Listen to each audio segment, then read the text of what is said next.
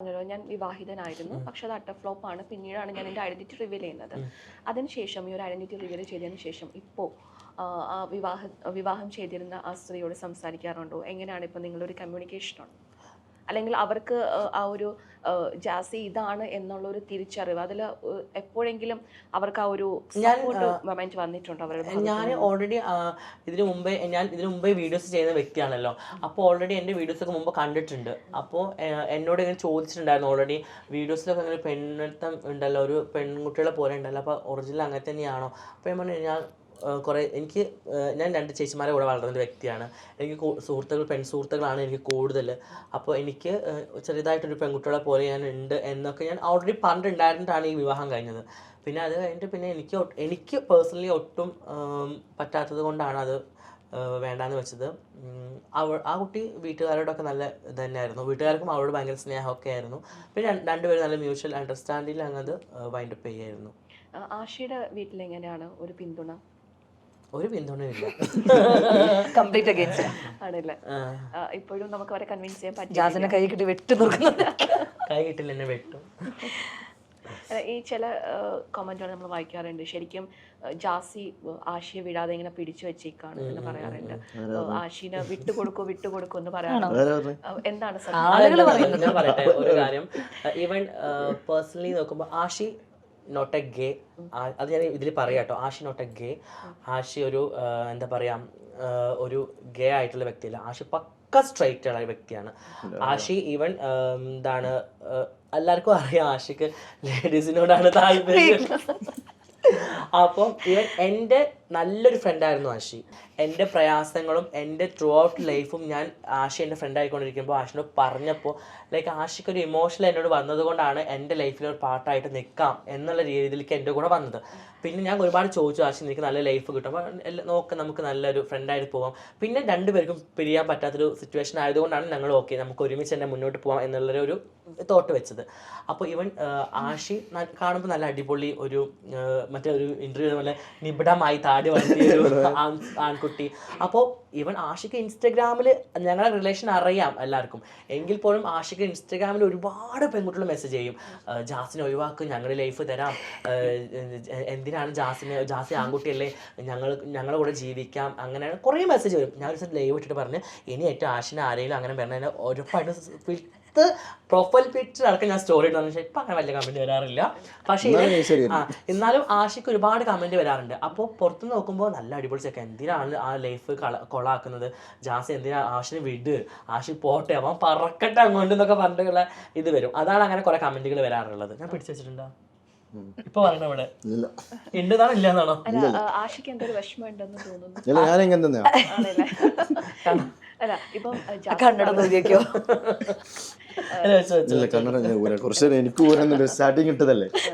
അതായത് ഇപ്പം ജാസി പറഞ്ഞ ഒരു സത്യമുണ്ട്, ആഷി ഗേ അല്ല എന്നുള്ളത്. അപ്പം തമാശയ്ക്ക് അപ്പുറത്തേക്ക് നമുക്ക് ആ ഒരു കാര്യം പറയുമ്പോഴത്തേക്കും ആഷി എന്ന് പറയുന്നത് ഒരു വ്യക്തിയാണ്. ഉറപ്പായിട്ടും അദ്ദേഹം ഗേ അല്ല എന്നുണ്ടെങ്കിൽ താങ്കളോടൊപ്പം നിൽക്കുന്നത് ഒരു ഇമോഷണൽ ഡിപ്പെൻഡൻസ് ആണ്. അതാണ്. അപ്പം നമ്മൾക്ക് അവിടെ ഒരു പൊസസീവ്നെസ് വരുന്നുണ്ട്. ജാസി, നമുക്ക് ആഷി എന്ന് പറയുന്ന ഒരു വ്യക്തിക്ക് അദ്ദേഹത്തിന്റെ ലൈഫ് ഉണ്ടാകാം, അദ്ദേഹത്തിന്റെ സ്വപ്നങ്ങൾ ഉണ്ടാകാം, പക്ഷെ ഒരു ഇമോഷണൽ ലോക്കിലാണ് ജാസിയുടെ ഒപ്പം നിൽക്കുന്നത്. അപ്പൊ അത് ശരിക്കും ആഷിയോട് ചെയ്യുന്ന ഒരു ദ്രോഹമായിട്ട് ആൾക്കാർ പറഞ്ഞു കഴിഞ്ഞാൽ അത് നമുക്ക് എത്രത്തോളം അത് എപ്പോഴെങ്കിലും സ്വയം തോന്നിയിട്ടുണ്ട്. എന്റെ ചില ഫ്രണ്ട്സ് ഒക്കെ പറയും, ഇവളടക്കം പറഞ്ഞു എന്നോട്, ചിലപ്പോ അങ്ങനെ ആയിരിക്കാം, ആഷി ഒരു സ്ട്രൈറ്റ് ആണ്, അപ്പൊ നീ ആഷിന് ഒരു അല്ല ആഷി സ്ട്രൈറ്റ് ആണ്, അപ്പൊ നീ നിന്റെ അതേ സെയിം മൈൻഡുള്ള ഒരു കുട്ടീനെ ഒരാളെ സ്നേഹിക്കുന്നതായിരിക്കും നല്ലത് എന്നൊക്കെ എന്നോട് പലപ്പോഴും പല ഫ്രണ്ട്സുകളും പറയും. പക്ഷെ ഈവൻ ആഷിനെ ഞാൻ ഇമോഷണലി ഞാൻ പിടിച്ചു വെച്ചതല്ല. എൻ്റെ വിഷമങ്ങളെല്ലാം കേട്ട് പിന്നെ എൻ്റെ കൂടെ കൂടാം എന്ന് പറഞ്ഞ് ആഷിയായിട്ട് സ്ട്രെങ്ത് എടുത്ത് വന്ന ഒരു വ്യക്തിയാണ്. എന്ത് പറയാണ്ട് ചെയ്യാറുണ്ട്. അല്ലല്ല, ഇടയ്ക്ക് ഞാൻ തന്നെ ഇവര് തമ്മിൽ ഭയങ്കര ഫൈറ്റ് കൂടിയിട്ട് മിണ്ടാതെ ഇരിക്കുമ്പോൾ ആള് ഭയങ്കര ഇമോഷണൽ ഡാമേജ് ആകുമ്പോൾ ഞാൻ തന്നെ പറഞ്ഞു കൊടുക്കും, ജാസ്തി മനസ്സിൽ എപ്പോഴെങ്കിലും ഒരു കാര്യം ഫിക്സ് ചെയ്യണം. ഇപ്പോൾ ഇവൻ തന്നെ പറയുന്നുണ്ട് അവൻ സ്ട്രെയിറ്റ് മെൻ ആണ് എന്നുള്ളത്. അപ്പം നാളെ എപ്പോഴെങ്കിലും ഒരിക്കൽ ഒരു പെണ്ണിനോട് അട്രാക്ഷൻ തോന്നി പെട്ടെന്ന് നിന്റെ ലൈഫിൽ നിന്ന് പോകണം എന്നൊരു തീരുമാനത്തിൽ, അല്ലെങ്കിൽ ഫാമിലിയുടെ പ്രഷർ കൊണ്ടോ അല്ലെങ്കിൽ സൊസൈറ്റിയുടെ പ്രഷർ വാട്ടർ എന്തെങ്കിലും കാരണത്താൽ ഇവൻ നാളെ ഒരിക്കലും നിന്നെ സെപ്പറേറ്റ് ചെയ്ത് പോകുവാണെങ്കിൽ ആ ഒരു സിറ്റുവേഷൻ വരും എന്നുള്ളത് മൈൻഡിൽ പ്രിപ്പയർഡ് ആയിട്ട് ഇരിക്കുക പെട്ടെന്ന്. കാരണം ഇവൻ തകരും എന്നുള്ളത് എനിക്ക് 100% ഉറപ്പാണ്. ആശി പോയി കഴിഞ്ഞ് ഇവൻ എന്താ ചെയ്യാന്ന് പോലും എനിക്ക് പ്രെഡിക്റ്റ് ചെയ്യാൻ പറ്റില്ല. സോ ഞാൻ എപ്പോഴും പറഞ്ഞു കൊടുക്കും, ഉള്ളിൻ്റെ ഉള്ളിൽ ആ ഒരു തോന്നൽ എപ്പോഴും വെച്ചോളണം. നമുക്ക് ആരുടെയും കാര്യം പറയാൻ പറ്റില്ല. ആളുകൾ ചിലപ്പോൾ കുത്തിത്തിരിപ്പ് ഉണ്ടാക്കി ഇവൻ്റെ മനസ്സ് മാറ്റിയിട്ടാണെങ്കിലും ചിലപ്പോൾ ഒരു കാലത്ത് നഷ്ടപ്പെട്ട് കഴിഞ്ഞാൽ നീ പിടിച്ച് നിൽക്കണം, അപ്പം ആ ഒരു തോന്നൽ ഇപ്പോഴും വെക്കണം എന്നൊക്കെ പറയും. അതൊരു സൈഡിൽ ഞാൻ പറയുമെങ്കിലും ഇവർ രണ്ടുപേരുടെയും കൂടെ കട്ടയ്ക്ക് നിൽക്കുന്ന ഒരാളെന്നുള്ള നിലയിൽ ഞാൻ പറയുവാണെങ്കിൽ രണ്ടുപേര് ഫൈറ്റ് കൂടുമ്പോഴും ഇവനക്കും പോകാൻ പറ്റില്ല, ഓനക്കും പോകാൻ പറ്റില്ല. ഇപ്പോൾ രണ്ടുപേരും ചില സമയത്ത് പറയും ഓക്കെ നമുക്കിവിടെ നിർത്താം, മതി, നീ കാരണമാണ് ഞാൻ അങ്ങനെ അയക്കുന്ന, അല്ലെങ്കിൽ അവൻ കാരണമാണ് ഇവൻ, അങ്ങനെ തീരുമാനിച്ചാലും അരമണി അല്ലെങ്കിൽ ഒരു ദിവസം രാത്രിക്ക് അപ്പുറം ഇവരുടെ വഴക്ക് തീർന്നു പോവില്ല. ഉറങ്ങുമ്പോൾ രണ്ടുപേർക്കും ഒരുമിച്ച് വേണം. അപ്പോൾ അത് ഏറ്റവും കൂടുതൽ മനസ്സിലാക്കിയത് ഞാനാണ്. അപ്പോൾ എനിക്ക് തോന്നുന്നു ആഷി 100% ഹാപ്പി ആയിട്ട് തന്നെയാണ് റിലേഷനിൽ നിൽക്കുന്നത്. ആളുകൾ എന്തൊക്കെ പറഞ്ഞാലും രണ്ടുപേരും ഇഷ്ടത്തിന് തന്നെയാണ് നിൽക്കുന്നത്. അത് ഞാൻ കൂടെ നിന്ന് മനസ്സിലാക്കിയ ഒരു കാര്യമാണ്. പിന്നെ ലൈഫ് എന്ന് പറയുന്നത് ഇപ്പോൾ ഈവൻ ഞങ്ങളുടെ ലൈഫ് അല്ലാണ്ട് തന്നെ നോർമലി ഉള്ള ആൾക്കാരുടെ ലൈഫാണെങ്കിലും എല്ലാവരും എപ്പോഴും കൂടെ ഉണ്ടാവണമെന്ന് നമുക്ക് ആഗ്രഹിക്കാൻ പറ്റില്ലല്ലോ. ഇപ്പോൾ എത്ര നല്ല രീതിയിൽ കല്യാണം കഴിഞ്ഞ് അവസാനം ബ്രേക്കപ്പ് ആയി പോകുന്ന ഒരുപാട് ലൈഫുകളില്ലേ. അപ്പോൾ നമ്മുടെ ലൈഫിൽ ഇപ്പോൾ ദൈവം എന്താണ് വിചാരിച്ചിരിക്കുന്നത്, എന്താണ് പ്രെഡിക്റ്റ് ചെയ്ത് നമുക്ക് പ്രെഡിക്റ്റ് ചെയ്യാൻ വേണ്ടി പറ്റില്ലല്ലോ. അപ്പോൾ എത്രത്തോളം നന്നായി പോകുന്ന അത്രത്തോളം പോട്ടെ, അങ്ങനെ വിചാരിക്കുന്നത്. ആഷി എന്താ പറയണ്ടത്?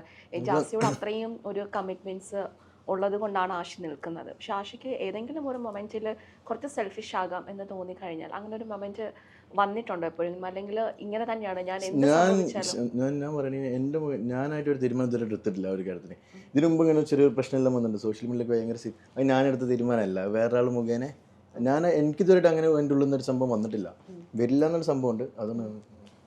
അപ്പം ജാസിയോടൊപ്പം തന്നെ നിൽക്കുക എന്നുള്ളത് തന്നെയാണ് തീരുമാനം. ജാസി ഭയങ്കര ഇമോഷണലായി എന്ന് തോന്നുന്നു. ഇല്ല ജാസിയുടെ കൂടെ തന്നെ നിൽക്കണം എന്നല്ല തീരുമാനം.